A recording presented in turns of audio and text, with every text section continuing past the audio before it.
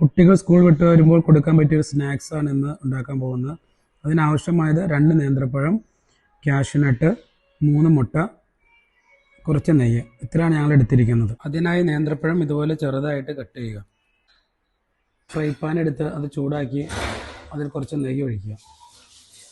അതിനുശേഷം കാഷ്യൂനട്ട് അതിലിട്ട് ചെറുതായിട്ട് റോസ്റ്റ് ചെയ്തെടുക്കുക. അതിന് കരിഞ്ഞു പോകാതെ ലൈറ്റായിട്ട് റോസ്റ്റ് ചെയ്തെടുക്കുക. അത് റോസ്റ്റായിട്ട് വരുമ്പോൾ അത് വേറൊരു പാത്രത്തിലേക്ക് മാറ്റുക.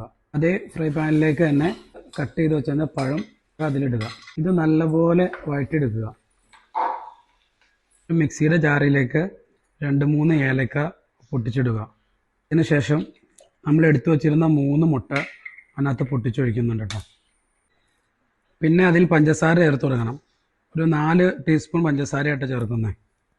എന്നിട്ട് നല്ലപോലെ അടിച്ചെടുക്കുക. ഇതുപോലെ അടിച്ചു വെച്ച മുട്ടയുടെ മിശ്രിതം ഒരു പാത്രത്തിലേക്ക് മാറ്റി അതിലേക്ക് നമ്മൾ വഴറ്റി വെച്ച നേന്ത്രപ്പഴം ഇടുക. അതിൻ്റെ ശേഷം നന്നായിട്ട് മിക്സ് ചെയ്യുക.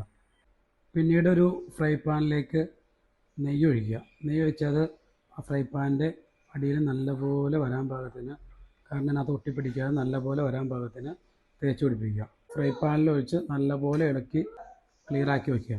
ഇനി ഫ്ലെയിം ഓണാക്കുക. അതിനുശേഷം ഞങ്ങൾ ചെയ്തിരിക്കുന്ന ഒരു വലിയ fry പാനാണ്.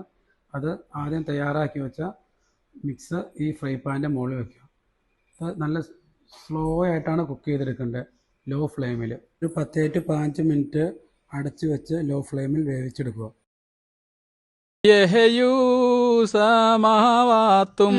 A few moments later. 1 hour later.